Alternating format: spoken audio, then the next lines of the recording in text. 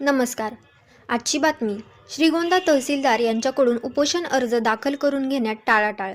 सविस्तर बातमी अशी की श्रीगोंदा जिल्हा अहिल्यानगर येथील तहसीलदार सचिन डोंगरे यांनी आवक-जावक कर्मचारी यांना उपोषण व आंदोलन अर्ज घेऊ नये अशी ताकीद केल्याने अर्ज दाखल करून घेण्यात आले नाही.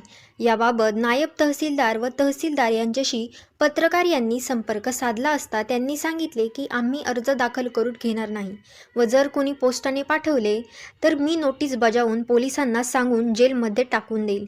नियमाप्रमाणे अर्ज स्वीकारून पोहोच देणे बंधनकारक असताना आवक-जावक कर्मचारी यांना अर्ज घेऊ नये अशी ताकीद देऊन सामान्य नागरिक यांना वेठीस धरत आहेत. जर सामान्य माणसाला अन्याय भ्रष्टाचाराबाबत आवाज उठवायचा असेल तर उपोषण करून न्याय मिळावा हा घटनेने अधिकार दिला आहे. जर त्यासाठी तालुका दंडाधिकारी जर अशा प्रकारे मनमानी करत असतील सर्वसामान्य माणसावर हा अन्याय आहे.